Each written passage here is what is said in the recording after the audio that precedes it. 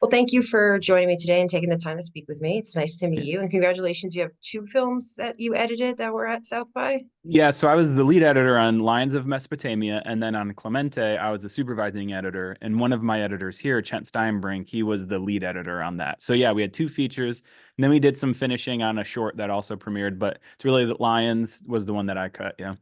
That's very exciting. And this isn't your first time being having a film at a festival either, right? Because you also had something at Cannes, I would think. Yeah, there's been a couple other pieces that have made their way around, but I would say this is definitely well, this is the first feature at a premium prestige festival like a South by, and so that was really exciting. The other stuff that's been at Cannes and stuff, it's like more short, more they do a lot of look at ad work as well, and so it's kind of in that universe. And so this was kind of my first experience with a feature length documentary at Yeah. a major festival. So.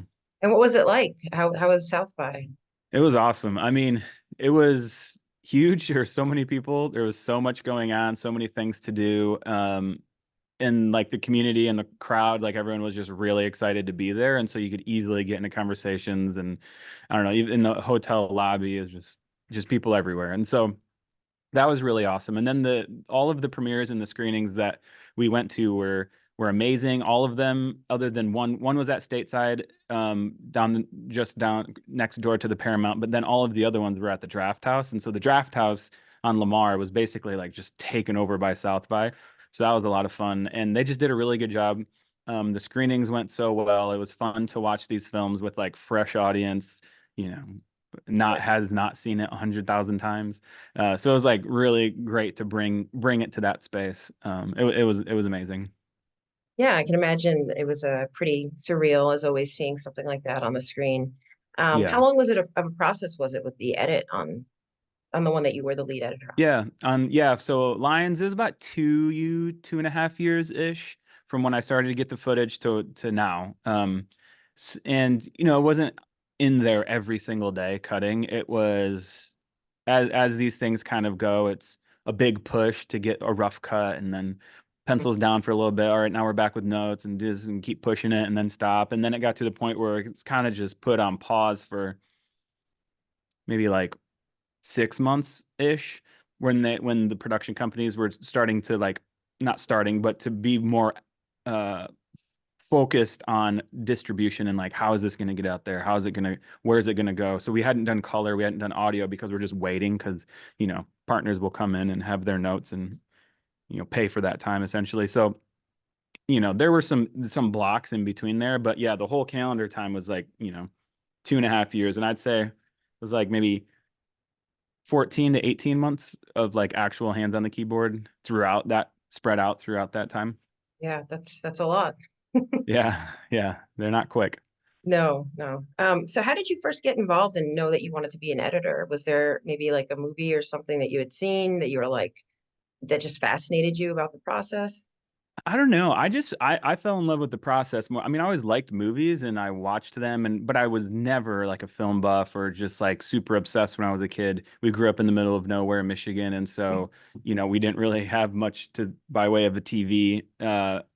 But I was homeschooled and we had a camera and I was in this community.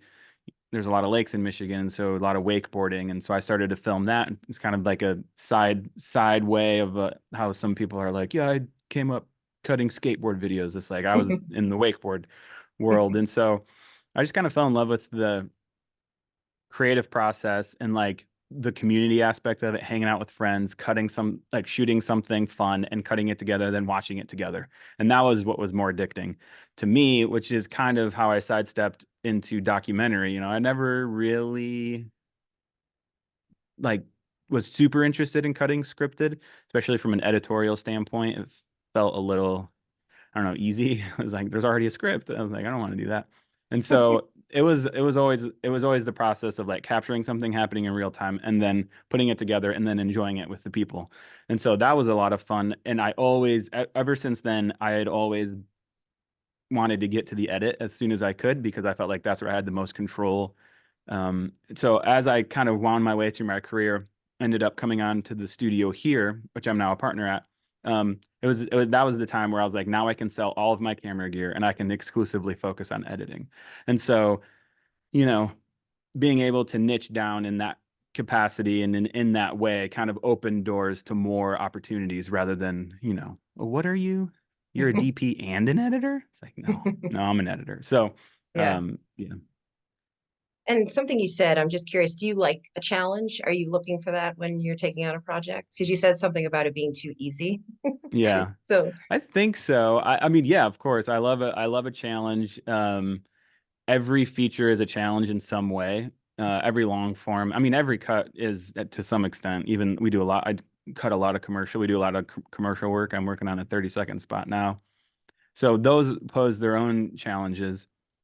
And the challenge definitely keeps it fresh, and the challenge is exciting. Um, but then at the end of the day, I just like telling really incredible stories, and there's so many stories out there that are amazing. And so it is the challenge, but then it's also a challenge to bring this story as powerfully as I can to an audience, to like the audience. And so that's the ultimate challenge. And then you have a bunch of other, tricks and tools in your toolbox that you can employ to that end. And that's where I really fall in love with documentary editing and the genre, because I think it's the editor's playground. It's really the editor's medium. And so there's yeah, just so much you can imprint on from a tonal like a tonal aspect, from a music temp, whether it's temp and then the temp informs the score, or graphics. I love thinking about the graphics, the package, the branding, how we're going to make this film feel like a cohesive unit. Like I love all of those little aspects. It's like, oh, do you want this font face or this one? This one feels more like so you can get way down in the weeds. Or I feel like in scripted, from the scripted stuff that I've cut and some of the cutters that I've talked to, and that a lot of that has already been done, yeah, rightfully so, but there's just been a lot of thought. And so now it's executing on that. And obviously, editors can have their creative fingerprints on scripted. I'm not saying that, but it just feels like there's less opportunity and less tools to like shape the thing because the thing's already been shaped so much. right. So, I mean, you've obviously done work on a variety of different kind of mediums. You said commercials as well. So, would you say that from what you just mentioned, that documentaries are your favorite to work on? Yeah, I mean, I think so. What I really love is the mix and the blend of the work. Yeah, It's like 2.5 year long process can get a little exhausting. right. Yeah, And so it's really nice to be able to mix that up with commercial work and just to keep like, oh, I accomplished something this week. That's great. It's like it feels you can actually get something in and cut and delivered, and it exercises a totally different part of your brain than yeah, long form documentary. And so, I mean, I would say documentary is like the core of my heartbeat, but what I really love is that mix and having that blend of genre, if you will, that blend of medium to play in that keeps everything fresh, because anything can get monotonous, even if it's the yeah. greatest work in the world. You do that every single day for the next decade and you're going to burn out. And so it's having that mix that I really like. And it's a totally different collaboration too, collaborating with a director that versus a creative director. There's like different conversations. It's super fun. Yeah, so outside of like the time frame that it takes and stuff and some of that collaboration, what are the main differences between, do you have like a different process with editing a commercial versus, a long Yeah. documentary? Yeah. I mean, the from a technical standpoint, it's not too much, ingesting the footage, stringing it out, pulling, selects and doing things like that. But it's like you have a different target, You're still going after an audience, but in one, you're trying to tell a story and create an experience. And I guess one could argue you're doing that in ad work too, but you kind of have the brand and the agency's edicts and the where they're driving at. It feels a little more like, it's just advertising. It feels a little bit more um not manufactured, but there's an aspect of it that feels like it's a little more strategic. Like every single decision is very strategic. And every frame matters in a feature length documentary, but it really matters in a 15-second commercial. And so it feels very strategic, and then the target is motivated and or built by the brand or the agency. And so I like that strategy. I like that aspect of creating content as well. It's like, what's the hook? Who's the audience? How do we pull them in? Things like that's really fun from an editorial standpoint, because it's like there's a defined set of goals and we're going to drive towards that. And so I think that's probably the biggest thing. It just feels like advertising is a little more strategic than exploration, which is what documentary filmmaking likes. You're just wading through footage, exploring the story, trying different things out. Yeah.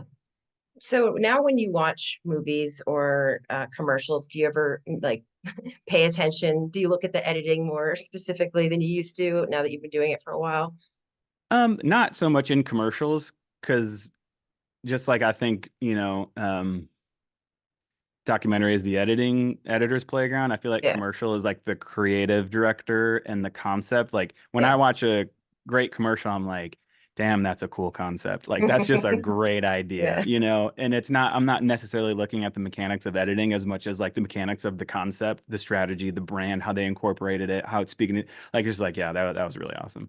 Um, in documentary, long form doc, I definitely am watching more of the different tricks and tools that they're employing to elicit a response, to, give something away, to hold something back, the pace, the rhythm, like all of the things that they're using throughout the process to like make me feel some kind of way. I try not let it be too, in my face to the point where I can't enjoy something. Like I still right. like watching documentary for the sake of watching it. Uh, but I am like, oh, that was a really good use of that. Like that was a great cue. Like that was just like different things like that. And so I do get into that. Something you mentioned just kind of stuck with me for all of these different mediums. I feel like knowing your audience is actually a really big part of the editor's work, which is something I never really thought about. Yeah. Do you think that's true? I mean, obviously with ad work, it's going to be obvious that it is, but Yeah. Yeah, I think so. And I think um sometimes you have like a very clear definition of like legitimately an avatar for the client, like, for the audience, and that'll sometimes be in branded work. But for long form, it is knowing your audience, and it is keeping them in mind as you're cutting. yeah. I know Rick Rubin was like, "You don't think of the audience ever." I'm like, "Yeah, well, in movies you do." Uh, and so for me, I feel like I'm the first audience of the footage. It's just in a really long form, all Yeah, of the raw footage. And so then as I'm watching down footage and I'm starting to put it together, I'm like, these are the moments that really struck me. These are the story beats that are really sticking with me.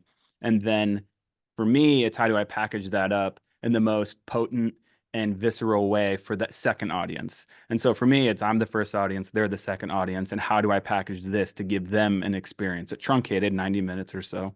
And I have 400 hours of footage, and so it's like, how can I like distill this down? And then it's just packaging that up and presenting that to them. So I'm always thinking of the audience, and I'm always thinking of, how they're experiencing something. And that's definitely at the forefront of my mind all the time.